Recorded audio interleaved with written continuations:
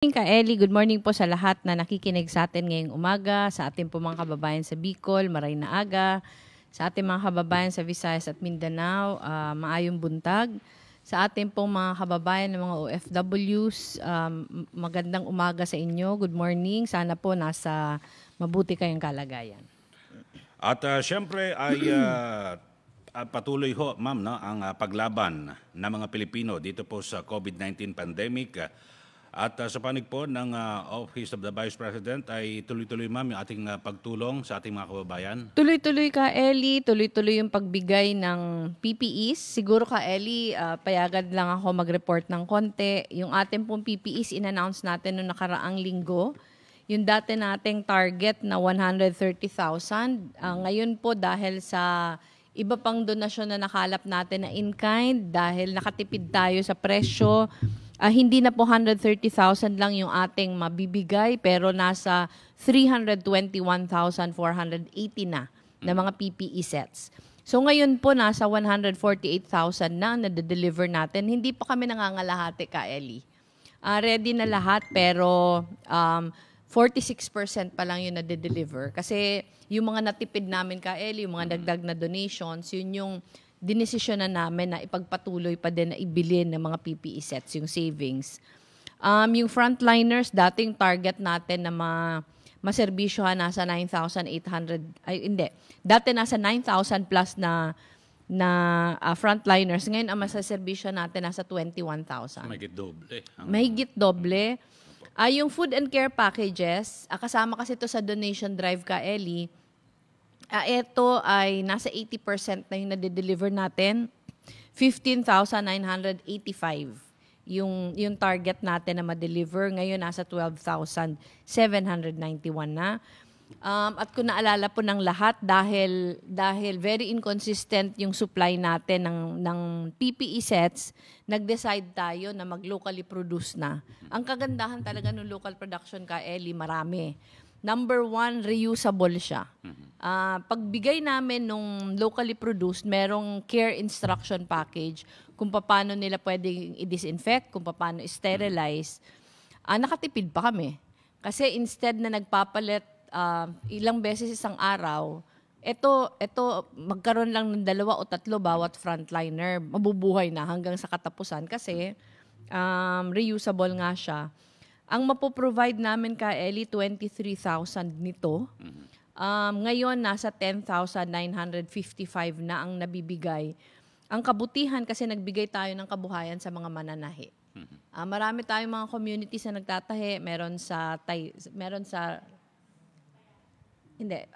Sinabi ko na yung Payata saka Smoky Mountain. Meron tayong sa Pasig, meron tayong Taytay, meron tayong Malolos, meron sa Parañaque, meron sa Malabon.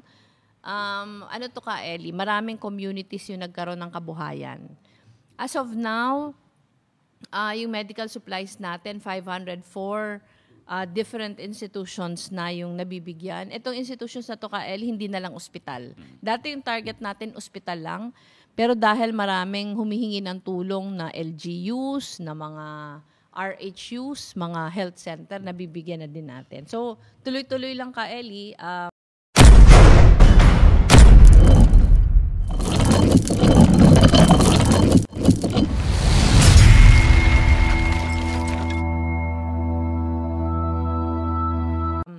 Yung PPE pa lang yun, kung nakikita mo ka, Eli, ganun pa din dito sa opisina namin. Ang dami pa din ng mga food packs. Every day, nagseserbisyo tayo ng maraming communities, nagbibigay tayo ng mga food packs. Yung mga dorm natin ka, Eli, from 12:10 na lang ngayon. Kasi naghahanda na yung iba sa March 31. Kasi ang problema ka, Eli, hindi alam ng iba kung mag-GCQ na sa March. May 21, ma'am. May 31. May pala, May. Opo. May 31. Hindi alam ng iba kung mag-GCQ na. So may 2 tayong dorms na nagsara na kasi in preparation. Just in case mag-GCQ na. So ngayon, from 12, 10 na lang yung ating dorms. Although naghahanap pa din tayo kasi marami pa din ka, Eli, naghahanap. Kasi yung dating mga nagbukas din sa kanila halimbawa sa City of Manila, tapos na din yung kontrata sa ibang mga hotels. So ngayon, patuloy tayo naghahanap. Kasi yung duty ng mga frontliners, hindi naman nagbabago, ganun pa din. Yung ating services sa mga dorms, patuloy pa din. At nagpapasalamat tayo sa lahat na partners na nagpahiram ng kanilang mga facilities para sa atin. Opo. Pero ma'am, yung mga PPEs ay ito po yung quality nito talagang nakasisiguro na hindi po taliwas sa yung mga pang-isahang gamit. Ay, Parehas lang. hindi ka, Ellie, kasi ito naman ay, halimbawa, yung locally produced, talagang dinadaan natin to sa mga doktor. Opo. Nagkakaroon tayo ka, Ellie, ng ang tawag water testing saka alcohol testing. Pag hindi nakakapasa, hindi natin binibigay sa mga frontliners na nag-aasikaso ng COVID patients. So kami ka, Ellie, yung aming PPEs, naka-classify siya, level 1 to level 4. Pag ospital na may COVID patients, level 4 ang binibigay natin. Halimbawa, barangay officials na nagre-request, yung iba sa checkpoints, pwedeng mas mababang level. Parang ano ma'am yan, parang bulletproof siya. Na may Sobrang kanyang init level. daw. Ang problema Depende sa bala. Ang problema lang ka, Ellie, lalo yung level 4, sobrang init daw. Kasi talagang dapat wala makakapasok na particles. So, pag tinatanggal daw nila yung mga PPE sets para sila naligo sa kanilang pawis. Kaya talaga, grabe yung sakripisyo ng ating mga healthcare workers. Pero may magandang balita din kami pagdating dun sa aming community mart ka, Ellie. Nung Miyerkules, nag-hit na tayo ng 500,000 na sales dito sa Kamuning Market. So maraming salamat po sa lahat na nag-patronize. Kasi yung 500,000 na sales, gusto sabihin, ang dami din na vendors saka mga tricycle drivers na natulungan. Yung isa pang magandang balita, tuloy-tuloy lang yung Kamuning Market, pero ang magandang balita ngayong darating na linggo, magsa-start na tayo sa Pasig. Bukas ka, Ellie, meron na tayong dry run. Malamang mga Wednesday, public na to. Pero yung team namin, pabalik-balik na sa Pasig this week para asikasuhin. At nagpapasalamat tayo. Nagpapasalamat tayo kay Mayor Vico Soto, sa kanyang staff, sa sobrang cooperation na binibigay sa atin. Siyempre, pasalamat din tayo sa Quezon City Government. Kasi sila yung nag-asikaso din sa atin dito sa Quezon City. Opo.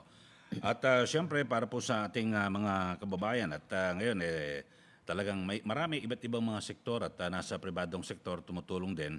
Pero sa gitna niyan ay eto ma'am, mukhang nagkabistuhan dito po sa PhilHealth at maganda yung pumasok din yung Philippine Red Cross. So nalaman na sa kanila parang 3,500 per test. Yung dati yatang singil sa PhilHealth ay 8,000 plus. 150 pa. 8,150. Ang explanation nito, Kael, hindi ko alam kung tama yung pagkaintindi ko. Ang explanation, dati daw kasi sobrang mahal pa ng kuha dahil konti pa lang yung available. Ngayon daw na marami nang lumalabas, pababa yung presyo. Pero may sinabi ka, Ellie, may sinabi si dating Health Secretary Garin yata during the Senate hearing o during the hearing sa House na may mga nabibili na ng parang 800 to 900 pesos bawat test. Kasi kung ganito ka, Ellie, kamura, talagang accessible na siya sa tao. May sinasabi din si Senator Frank Drilon na parang may nabibili ng test na $15. So kung $15, mga 750 pesos. So wala nang 1,000. Talagang wala nang 1,000. Maraming kalituhan pagdating sa mga test ka, Ellie, pati yung definition kung ano yung mass testing, pinag-aawayan. Pero sana, na tayo, pasok na tayo ng pangatlong buwan. Sana hindi na pag-aawayan ang definition, di ba? Dapat sinisiguro na mas marami ng matetest, mas maganda. Ngayon alam mo ka, Ellie, yung nakakadurog ng puso, ang dami sa amin nagpapatulong, mga OFWs, na umuwi dito sa Pilipinas, nakapag-quarantine na ng 14 days, pero hanggang ngayon, hindi pa nila nakukuha yung test nila. Meron mga sumusulat sa amin na halos isang buwan na sila sa loob ng quarantine facility, hindi sila makauwi sa kanila kasi ang pinapahintay yung test. So sa akin lang, Ellie, parang hindi na din makatarungan yung ganito. Na sumunod ka naman sa lahat na regulasyon, ano ba yung nakakaabala nung test na yon? Dapat pagpasok pala sa quarantine facility, matest na. Ganun ba katagal maghintay ng test? So ito siguro dapat tutukan ng OWA. O siguro yung deputy administrator dapat tutukan ho itong mga overseas Filipino workers kasi ma'am, kailangan may katuwang eh. At 'di ba, yung si Administrator Leo Kakdak, talaga napaka-busy. Hindi, saka napakahusay ka, Ellie, ni Administrator Kakdak. Kilala natin kung paano to magtrabaho. Pero Kahit dapat noon pa, tulungan wala na pa siya.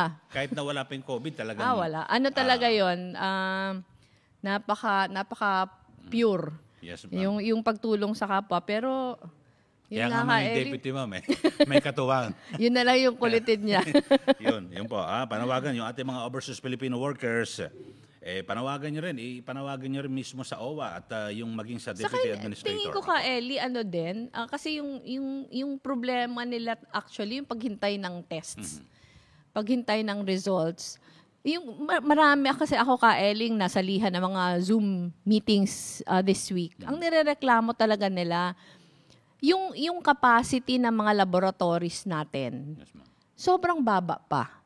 Pero ang claim ka, Ellie, nung marami, ang bagal daw kasi ng accreditation. Yes, ma'am. Tama. Ito, ang nag-accredit lang kasi yata, DOH at RITM, na sinasabi nila, ang dami namang eksperto na pwede nang tumulong mag-accredit. Meron tayong mga educational institutions, gaya ng UP,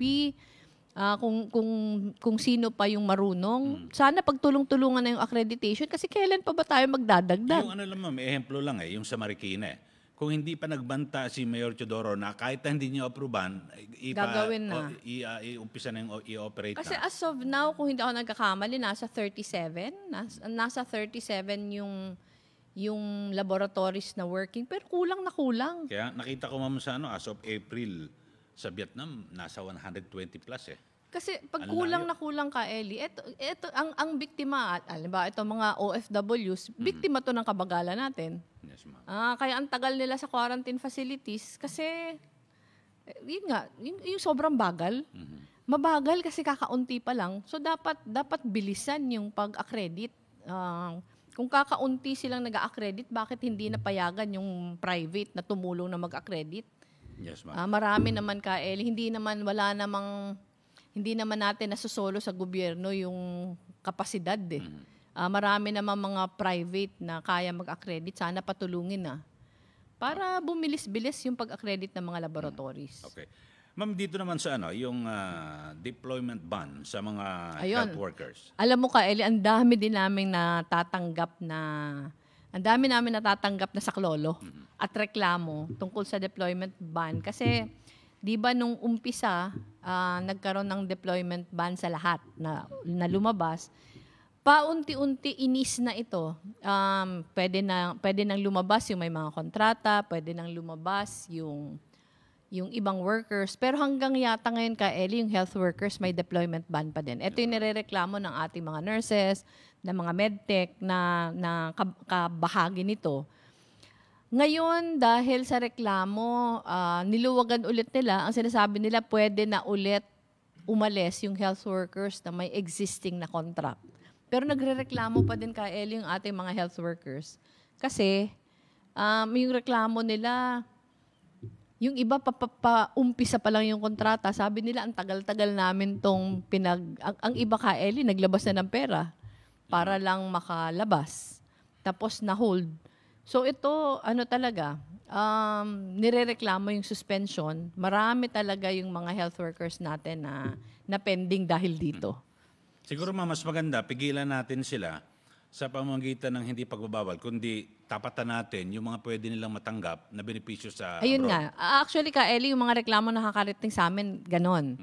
Na kung meron lang namang the same benefits dito, bakit pa kami aalis? Bakit pa namin iiwan yung mga pamilya namin? Pero dahil yung opportunities hindi available dito, kaya kami aalis. So ito ka, Ellie, talaga, sa Facebook nga ka, Ellie, may mga hashtag na silang ginagamit. Yung isang hashtag ka, Ellie, prisoners. Yung nurse ay NURSE. Feeling nila parang nakukulong talaga sila dahil dito sa ban na to. Ang sabi nila ka, Ellie, sobrang hirap yung pinagdaanan nila para lang makakuha ng employment overseas. Tapos na ban sila. So, ito yung panawagan nila. marami talaga yung marami yung nagpapaabot ng pagkadismaya. Opo. Okay, at pero ang marami rin nagpapaabot sa atin, ma'am, ng pagkadismay rin. Dito sa habang tayo po'y lumalaban sa COVID-19, naisingit pa rito yung Chacha. Diyos ko. Ito talaga ka, Ellie, height talaga to ng insensitivity, di ba? Hindi na nga nagagawa yung mga inaasahan na gawin. Maiisipan pa to. Although, ka Ellie, kung hindi ako nagkakamali, yung DILG nagpaabot ng parang dine-deny nila na merong ganito. Pero ang sabi yata ng Inquirer, they stand by. Yes, ma'am, meron silang dokumento Meron silang dokumento. So kung tama yung Inquirer, ano ba naman 'yan? 'Di ba? Sa panahon na pinagtutulong-tulungan natin yung pagtulong sa ating mga pagbigay ng assistance sa ating mga kababayan, yung mga agendang ganyan sana ipagpaliban na muna. Opo. Dito, ma'am, sa kay Health Secretary Duque, at bagamat nagkokontrahan po sila, no, ang sabi nung sa Senate hearing nasa second wave na, pero sabi naman ng Malacanang CES Medialdea, wala pa. So ang tao rito ay nalilito. At siyempre mahirap kapag walang kumpiyansa, ma'am, sa sabi natin doktor ng bayan Pero ito kasi ka, Ellie, pinag-usapan natin to noong nakaraang linggo. Noong nakaraang linggo, ang topic nun yung kay spokesperson Harry Roque naman. Yung tungkol sa mass testing. Expanded, targeted, Ito ka, Ellie, ito yung punto natin. Na sana, nag-uusap-usap muna sila bago mag-make ng public statements.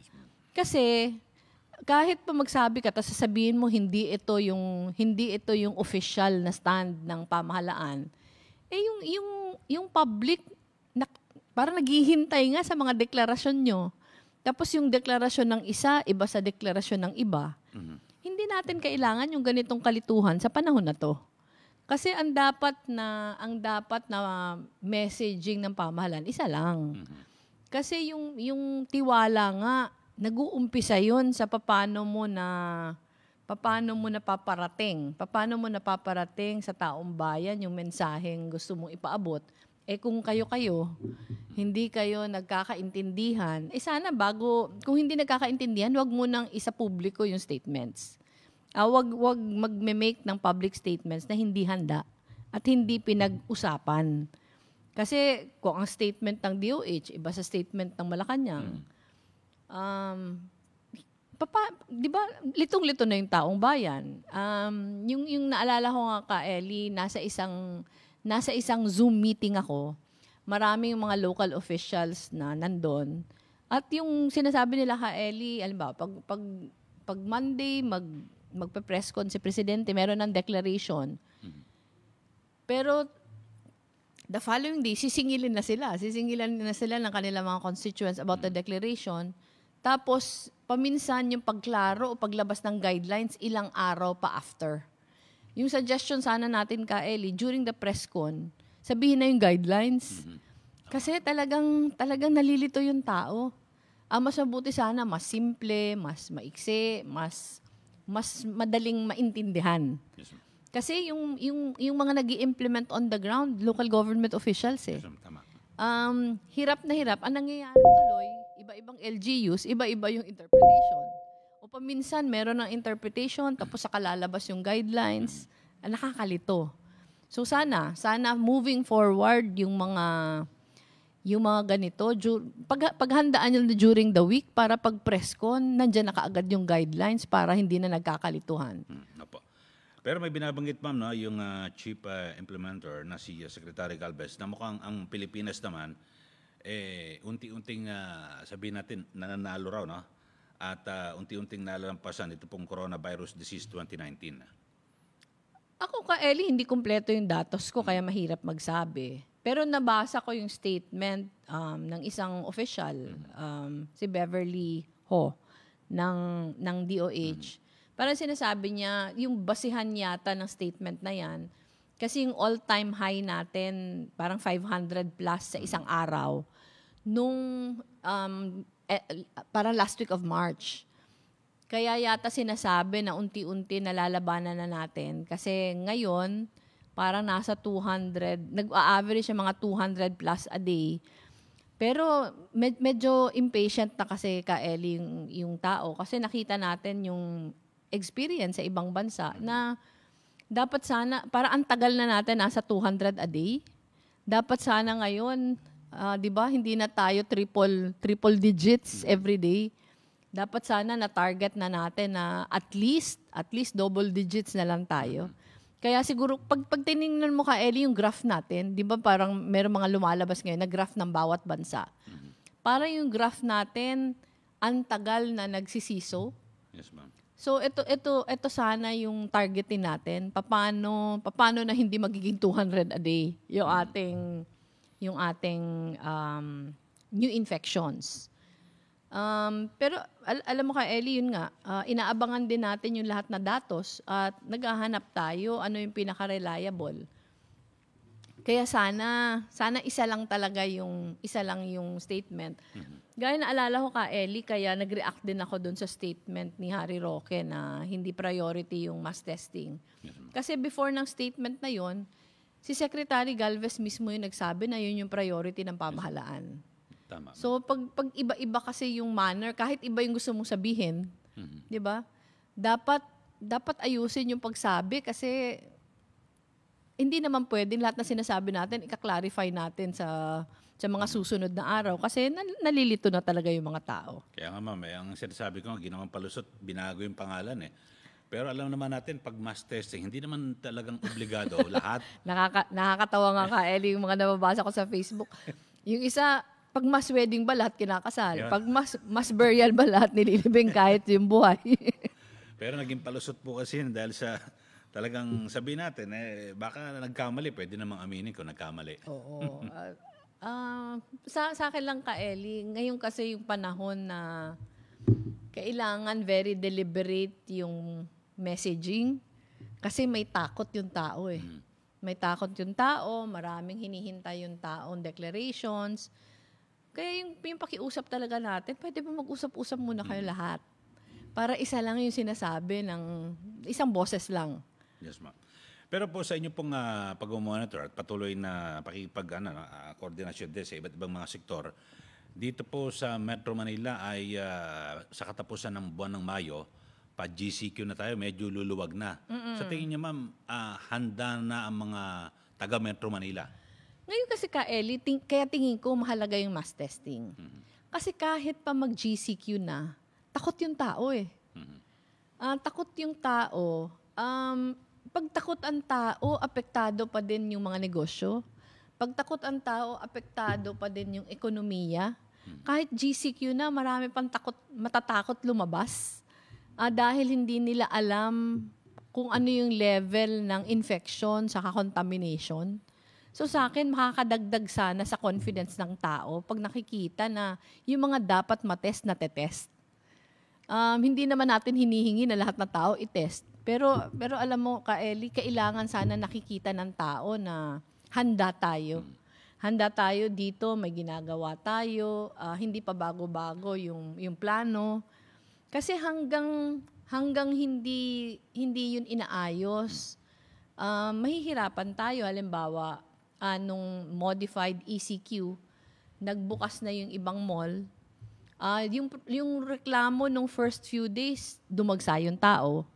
Hindi maayos yung social distancing. So hindi na paghandaan din, ma'am? Hindi Walang plano? din napaghandaan. Yung mga next days naman, yung reklamo na ng mall, kulang ng human traffic. So pag kulang na human traffic, hindi na lang magbubukas yung mga tindahan kasi lalo silang lugi. So ito nga Ellie, parati ko ito sinasabi, parati naman balancing act yan. Pero pag nagbabalanse kasi tayo, mahalaga na iintindihan ng tao kung asan tayo, ano yung ginagawa, para yung confidence niya nandun. Halimbawa, yung mga sa pampublikong sasakyan, ay nakakaabot sa atin ng mga reklamo kasi kailangan talaga mag-social distancing. Ano ba yung eksaktong plano? Kasi baka naman malugi yung mga public transportation. So, kahapon o the other day, naglabas na din ng guidelines, yung DOTR, kung ano mangyayari during the GCQ. Marami din yung guidelines. Pero tingin ko kasi Ellie, kailangan may assurance yung tao na Pag lumabas kami, ma-accommodate kami sa mga public na sasakyan. O pag lumabas kami, assured kami na yung lahat na safety protocols masusunod. Marami pa ding bawal. Kahapon ka Eli, merong nilabas kahapon ba the other day din may nilabas din na guidelines. Ano yung mga kailangan dala-dala bago papasukin dito sa Metro Manila, yung mga galing sa probinsya. So kailangan tinitingnan yun lahat. Maraming requirements. Pero sa akin kasi ka Eli, ang mahalaga talaga yung pagpaabot ng mensahe. Kasi lalong hindi klaro, lalong nalilito yung tao, lalong pinagmumulan ng pagkabahala. Dapat siguro ma'am, bago mag-GCQ, bagamat yung Metro Manila Council mukhang pabor sila na ibaba na, no? I-downgrade. Kasi talaga ang talagang tingin nila yung hanap epekto nito buhay. ma'am sa ekonomiya. So siguro dapat ngayon maplano na at maidetalye na sa tao ano ba yung mga gagawin natin sa GCQ. Yun nga, na dapat sana isang boses lang. Yes, ma'am. Ito yung plano, ito yung buong plano na susundin ng lahat. Pero ito kasi ka Eli, gaya ng sinabi ko, kahit i-GCQ ito, kung takot yung tao, hindi pa din tayo magno-normalize. Yes, ma'am. Hindi naman solusyon yung mass testing, hindi siya solusyon sa contamination. Hanggang wala pang vaccine, hindi pa. Pero nakakadagdag kasi yun sa confidence eh. Apo. Nakakadagdag sa confidence. Halimbawa, may mga dormers kami ka Eli na mga health personnel, nagsasabi na sila nga gusto nila magpa-test dahil sa exposure nila. Hindi pa din sila matest. Apo. So itong mga sino ba yung mga kailangang matest? Dapat sana readily available ito. Dapat sana mas mabilis makukuha yung mga results. Ito yung mga dapat ayusin. Yes, ma'am.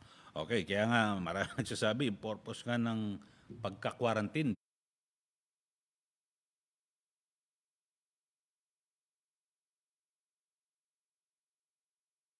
doon is gagawin yung mass testing eh. Kaya lang hindi po nagawa eh. Ang Sayang. target yata ngayon ka, Eli, 30,000 tests a day. A day. Ewan ko lang kung ilan na ngayon. Pero yung a few days ago, ang sabi nasa 11,000. 11,000 tests na. Siguro naman nagdagdag na ng konti kasi nagdagdag na din yung labs. Pero ang layo pa natin sa target natin. ma'am. Sobrang layo pa natin. Okay, ma'am, nananawagan din dito po nagpaabot sa inyong pong tanggapan na yung mga taga Barangay Dao Gamay, Northern Samar, sila po mukhang atang tinamaan ng husto sa Barangay Ambo. Sige. Bagyong Ambo, Bagyong Ambo. Ina-note na namin pero meron kaming relief operation sa Samar ka Eli. Ang binalita sa amin, may nireport sa amin ng mga towns na affected. Parang northern part ito ng Eastern Yes, Samar. Kausap na namin. northern, ma'am. Northern part ng Eastern Samar. Kausap na namin si Governor Evardone. Nagko-coordinate kami sa kanya. Kasi ang problema namin ka Eli, yung facility ng pagpadala. So yung tinitingnan natin ngayon, baka pwedeng dun na lang kunin para hindi mahirapan pagpadala. Pero yun yung inasikaso namin this week ka Eli. Yes, ma'am. Kasi dahil wala nga ngayon, di ba? Walang biyahe. Walang biyahe. Opo. Yun talaga yung problema. Pero inaasikaso natin. Kaya yung mga nakikinig po sa atin dyan sa bayan ng Gamay, dyan po sa Northern Samar, yan po at may ugnayan na po ang ating Vice Presidente kay Governor Ben Evardone. So kasi parang sila ro po atang ma'am, yung kanilang bahay maraming nawalan dahil sa harap ng dagat sila malapit eh. Oo. Ang tinamaan talaga ka Eli, yung mga coastal. Nakita nga namin yung mga pictures kasi kaya kami ka Eli tumawag kina Gov. Actually, yung lahat na provinces sa Samar Island tinawagan namin. Pero apparently, kausap na namin yung mga congressman, yung mga governor nila. Okay naman yung iba except itong northern part nga ng Eastern Samar. So, dun po finifigure out lang namin kung paano papadala. Pero kausap na po namin yung officials. Okay, so yung nagpaabot sa atin yan, sina Mark Henson Oreo at Sunny Aclao. So bago tayo mag-istorya ng pag-asa, ma'am, ay bigyan natin ng pagkakataon. Yung pangako natin, ma'am, na basahin din yung mga mensahe ng ating mga taga-subaybay sa Facebook at dito po rin sa ating radio. Oo, kasi ka Eli, nung the other Sunday, marami tayong hindi hindi nabasa sa dami. Eto si Rico Roquios. Eto yung mga Filipino crew ng cruise ship po na naka-anchor sa Manila Bay. Ano po ang balita sa kanila? nakatanggap actually kami ng SOS sa iba sa kanila. Ganun pa din po yung problema. Hindi ko alam kung ano yung update, pero may team po kami nag-aasikaso. Tatanungin ko ulit pagkatapos itong programa kung ano na. Pero yun yung problema ka, Ellie. Ang iba problema, nag-SOS sa pagkain. Actually, yung nasa World Trade Center nga, nagpadala kami kasi nag-SOS sa pagkain. Maraming salamat sa iyo. Maraming salamat din. Homer Reyes, Prospero Rodriguez. Si Prospero Rodriguez nasa New Hampshire, USA. Nako ka, Ellie. Ang New Hampshire, sobrang ganda niya pag fall. Yung mga October, sobrang ganda sa New Hampshire. Kaya mabuhay po yung mga Pilipinong andyan. Rick Gese, si Ray Dizon, eto Sheng Sangkula Corrales, Aid Mubarak, VP Lenny from Zamboanga City. Ka-Eli, i-greet lang natin yung ating mga kapatid na mga Muslim. Bukas yung Eid al-Fitr. Eid Mubarak po sa inyong lahat. Alam mo, napaka-importanteng commemoration nito, Ka-Eli, bukas. Kasi ito yung pagpapaalala ng kahalagahan ng sakripisyo at pagkakaisa. Kung naalala natin, Ka-Eli, 3 years ago, 2017, parang kung hindi ako nagkakamali, kasi celebrate lang ng Eid al-Fitr, sumiklab yung siege, yung Marawi siege. At yun, parating kahilingan natin, Ka-Eli, na bilis-bilisan yung rehabilitation ng Marawi kasi 3 taon na. Nasa temporary shelters pa din ang karamihan. Fidelita Lagud. Ito din, yung tinatanong niya, baka may bayad yung certificate sa mga OFW na tapos na sa quarantine. Wala po dapat na bayad. Walang bayad po ito. Saka hindi naman dapat mahirap yung dapat instant na after 14 days, nandyan na yung certificate. Yung nagkakaproblema yata yung results ng swab test. Mark Glenn, ito nagpapatulong, sana matulungan ninyo kami makauwi sa partido sa amin to, Ka-Eli. Ito, Ka-Eli, ang dami sa aming humihingi ng tulong ng mga stranded para makauwi sa mga probinsya. Ang problema po kasi natin, iba-iba yung mga requirements bawat probinsya. Kayong ginagawa po natin ngayon, pag may humihingi sa atin na tulong ng mga stranded, ang kinokontak natin yung LGU. Kasi alam mo, Ka-Eli, sinubukan na namin to, may sinundo kami ilang buses na mga stranded, sinundo namin sa Batangas, sa Laguna ba, sa Batangas. Pagdala namin sa border ng Bicol, ang laking problema namin. Kasi bawat probinsya, iba yung patakaran. Halimbawa, yung Camarines Sur, merong quarantine facility sa Del Gallego, yung Sorsogon, may quarantine facility sa Tagkawayan. Naalala ko, yung mga taga-Albay, binalik namin dito sa Manila, tapos sinundo na lang sila after 2 weeks. So, iba-iba. Pwede pong ipaabot sa aming Facebook page, saan kayo uuwi, para isali kayo dun sa grupo na inaareglo namin sa mga LGU. Pero hindi po kami bastang tutulong ng transportation kasi baka po hindi lang kayo tanggapin doon. Depende po sa sasabihin sa atin ng LGU kung saan kayo uuwi, kung ano yung instructions nila. Dosan Amared, maraming salamat. Si Mark Glenn pala, nabasa ko na. Leia Luz Basman, Vicente Navalta, galing siya sa Canada. Maraming salamat sa iyo, Vicente. Paul John Lagunzad. Ayan si Paul John. Ito yung kababayan natin sa Davao na every Sunday nakikinig sa atin. Rose Elaine Lim, John Aroa. Ito yung nagpapaabot sa atin ng pagbati. Hil Sara Lara. Ito si Gina Aspera Coloso, nasa New York. Gina, kumusta ka na dyan? Kumusta na yung mga kababayan natin sa New York? Parang ito yung ground zero na matagal, Ka-Eli. Dahil doon talaga yung pinakamaraming cases ng coronavirus. Leo Ko, Mia de la Cruz. Ang sabi ni Mia, umuwi po ako ng Pilipinas noong May 20 para po dahil namatay ang nanay ko noong May 12. Naku, kawawa naman ni Mia. Pwede pong matulungan na ma-expedite yung result ng swab test. Mia, pwede bang i-message mo kami sa Facebook? Pabigay lang ng number mo para makontakt ka ng aming staff. At condolences sa iyo. Nako, eto ka, Ellie, May 12 pa namatay yung nanay. Umuwi siya. Hanggang ngayon hindi pa siya nakakalabas sa quarantine center. Albert Dancel, watching from Dammam, Saudi Arabia. Kumusta po yung mga kababayan natin sa Saudi Arabia? Tess Francisco de Guzman, Gab Steele, maraming salamat din sa iyo. Romel de la Cruz, Angel de Born, maraming salamat. Pancho Ferrer from Long Beach, California. Marami talaga tayo nakikinig ka, Ellie, from the US. So maraming salamat po sa mga kababayan natin sa Amerika. Resty Soriano Ocampo, Carmelita Kapulong, DJ Kilala, Jomar Garcia, ayan. Maraming salamat po sa mga nakikinig. Yung mga may problema pong mga OFW sa quarantine center na nakikinig sa atin, baka po pwedeng i-message kami ng may number nyo. Kasi iniipon po namin to kasi napakarami na po naming mga mensaheng nakuha para pag tulong natin, maayos natin kaagad. Ma'am, linawin na natin kanina, yung sa Northern Samar, ang governor pala ron ay si Governor Edwin Ongchuan. Eastern Governor Evardone, Eastern sa Samar. Eastern, yes ma'am. So yung sa Northern Samar ay kung may pagkakataon, makipag-coordinate din po. May mga nag-message po sa atin. Actually, nakausap na din namin si Congressman Ong. Siya yung i-coordinate namin kay Congressman Ong. Nakausap na namin siya.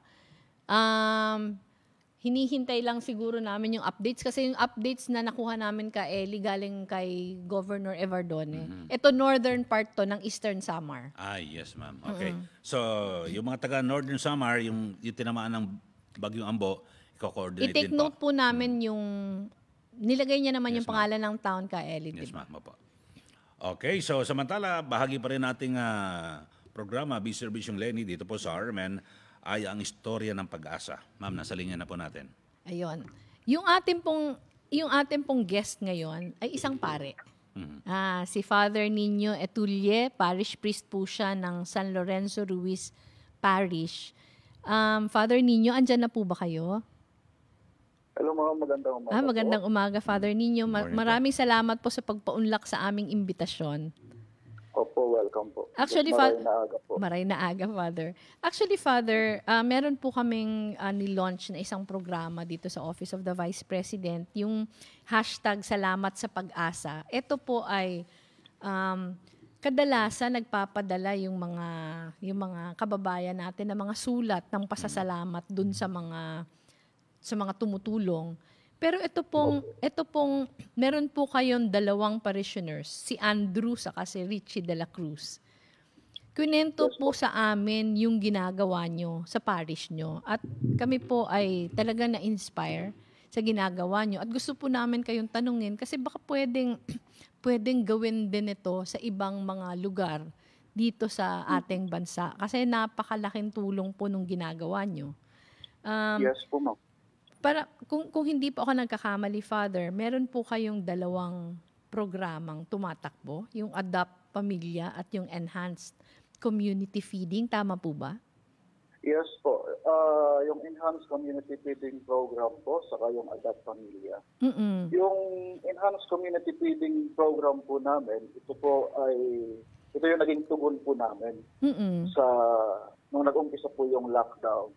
Ito po yung naging tugon po namin. Kasi simula naman po nung dumating po ako dito sa parokya, naging pangarap na po ng parokya na magkaroon po ng feeding program. Kaya po last June, naumpisahan po namin yung feeding program. So even before the COVID-19 pandemic, Father, nagkakaroon na talaga kayo ng feeding program? Yes po, ma'am. Sa ngayon po meron po kaming 65 na mga pinapakain po pang Monday to Saturday. Ito yung regular, Father? Yes po. Hanggang ngayon po tuloy-tuloy pa rin po. Okay. Ito. At yung Enhanced Community Feeding Program po namin, ito po yung mga pamilya na tinutulungan po namin ngayon na naka-lockdown, na kung saan nagbibigay po kami ng food packs at vitamins. At meron din po kaming binibigay na hot meals sa mga tao po na nakatira sa mga kalsada o along Visayas at Mindanao Avenue po. Ang balita. Kumbaga, sa ngayon po, mayroon po kaming almost 700 Oo nga daw po, almost 700. Yes. Pero ito po, Father, kasi sabi nila ginagawa niyo daw itong almost 700 na hot meal saka groceries at twice a week. Paano niyo po nasusustain, Father, yung ganito na tuloy-tuloy? Ito po is bunga po ng pagtutulungan po ng mga parishioner po namin, ng mga area. Kasi yung mga area po yung unang inorganize po namin sa pamamagitan po ng basic ecclesial communities.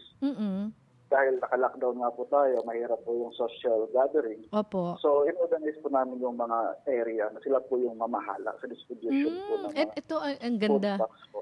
So Yes ito Father, ano talaga to? Ang katulong mo talaga dito yung mga parishioners na pwede namang makatulong sa iba. Yes po, mga parishioners po namin, then ilang private institution po na nakakakita po sa ginagawa po namin. Nakakaroon po ng inspirasyon din po sa pamamagitan po namin na nagpapaabot po ng kanilang mga tulong. Na ilang foundation po kaming partner po ngayon. Nandiyan po yung Caritas Novaliches. Oh, okay. Opo, then yung, hindi ko alam kung pwedeng banggitin. Yung GPH po, yung Alagang Kapatid Foundation, saka yung Madrigal Foundation po. Ito, Po yung, binabasa ko, Father, yung Adopt Pamilya program ninyo. Yes po. Napakaganda.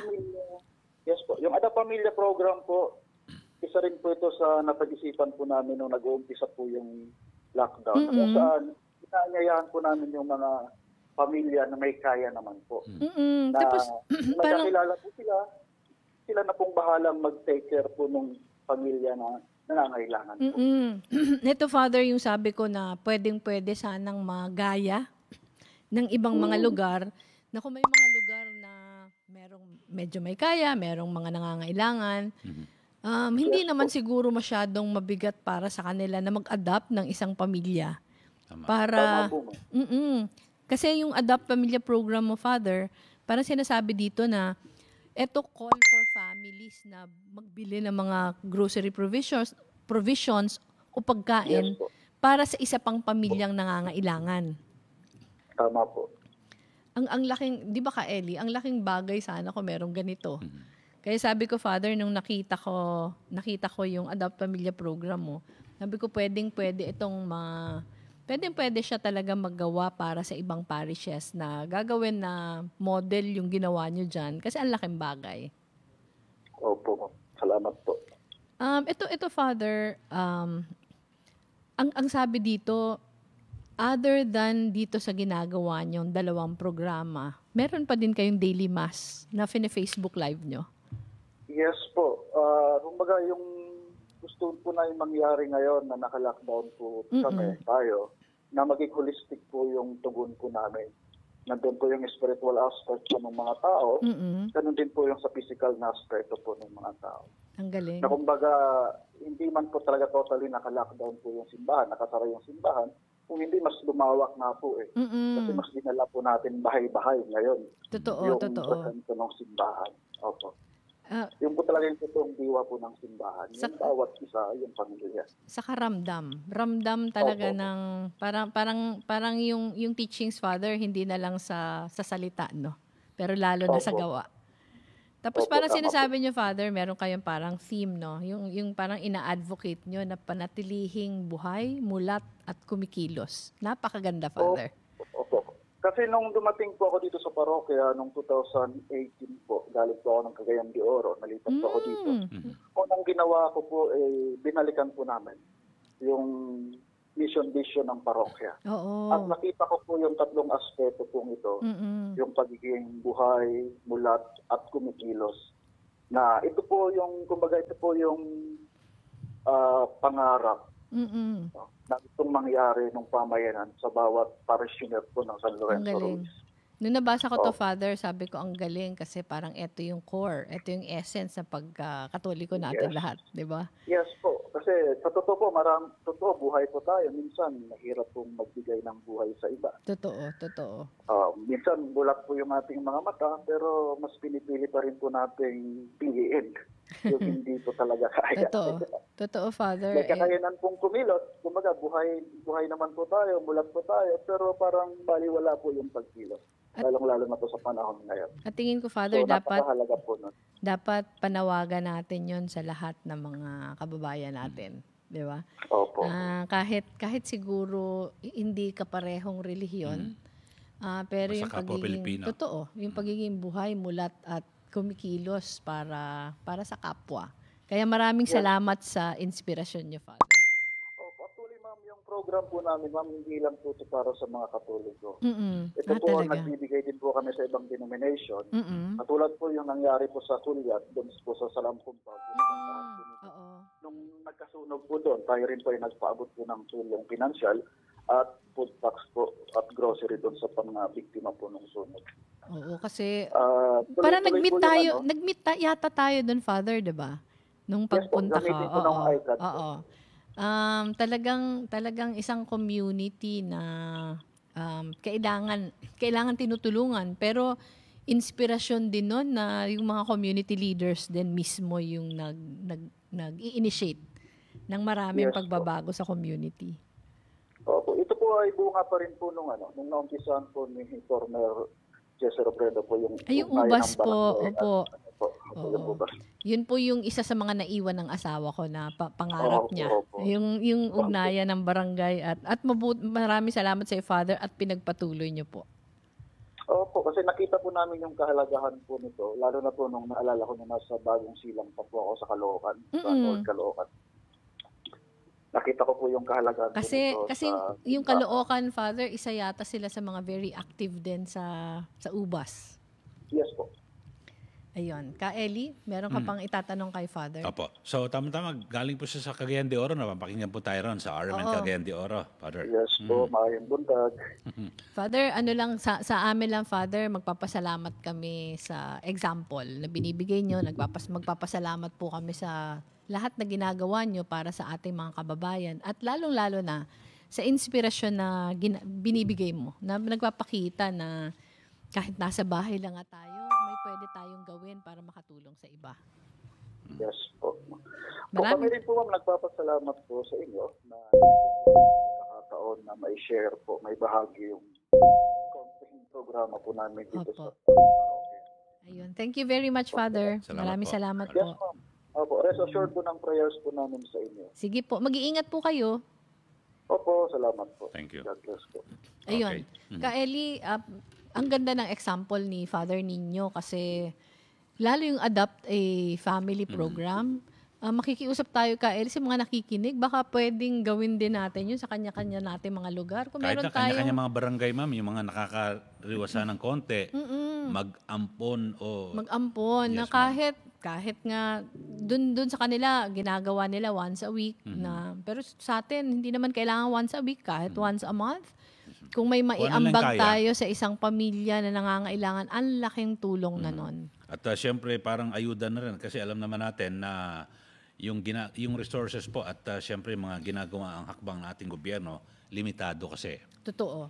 Pero ito, Ka Eli, gusto ko ding i-announce kasi yung sulat ng Pag-asa, Ka Eli, ang dami nag-respond sa atin.